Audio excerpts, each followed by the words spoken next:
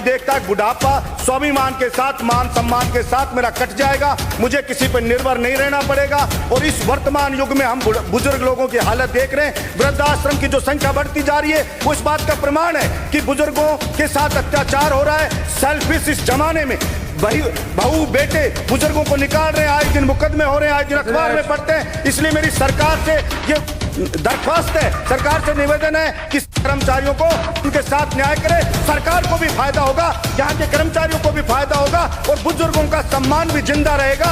इसलिए सरकार इसके ऊपर ध्यान दे और जल्द से जल्द इसका निर्णय करे। अध्यक्ष महोदय, 2004 से पहले सरकारी कर्मचारियों को जब वो रिटायर होते थे तो उसको जीपीएफ प्लस ग्रेच्युटी का 20 लाख रुपया एक मुश्त मिलता था और उसके बाद में उसके बेसिक वेतन का 50% और अन्य लाभ सहित उसको पेंशन के रूप में जीवन भर मिलता था। लेकिन 2004 के बाद से जो कर्मचारी नियुक्त हुए उनको नई पेंशन स्कीम में डाल दिया गया और उस पेंशन स्कीम के अंदर 10% प्रत्येक महीने सैलरी का कर्मचारी का कटता है और 10% सरकार जमा कराती है और उसे सरकार एनएसडीएल कंपनी में जमा करा देती है। ये एनएसडीएल उसको शेयर मार्केट में उस पैसे को लगाती है और जब कर्मचारी रिटायर होता है उस वक्त अगर शेयर मार्केट में मंदी है तो जो पैसा उसका जमा है वो पैसा भी उसका कम हो जाता है और रिटायरमेंट के वक्त उसको जो पैसा टोटल जमा होता है उसका 60% दिया जाता है और उस 60% के ऊपर भी लगभग 30% के लगभग उसके ऊपर टैक्स के रूप में कट जाता है। 40% जो बचता है वो शेयर मार्केट में रहता है, उससे जो प्रॉफिट होता है वो उसको पेंशन के रूप में दिया जाता है। ऐसा ही मैं एक उदाहरण बताऊंगा जो केवल नाम मात्र का होता है, ना के बराबर होता है। ऐसे ही एक पैरा टीचर जो थी वो प्रबोधक के रूप में नियुक्त हुई, स्थायी हुई।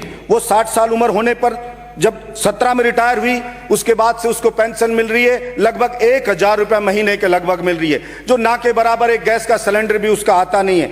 अध्यक्ष महोदय, मैं आपके माध्यम से सरकार को बताना चाहता हूं कि सरकार को कोई आर्थिक नुकसान भी नहीं होगा और सरकार की 4 लाख के लगभग नई पेंशन स्कीम में कर्मचारी आ चुके हैं। अगर सरकार पुरानी पेंशन स्कीम लागू करती है तो सरकार को प्रत्येक महीने जो जमा करता 10% कर्मचारी का लगभग 2035 से 40 तक सरकार को 200 करोड़ रुपया का फायदा प्रत्येक महीने होगा, यानी 2500 करोड़ रुपया सरकार को मिलेगा।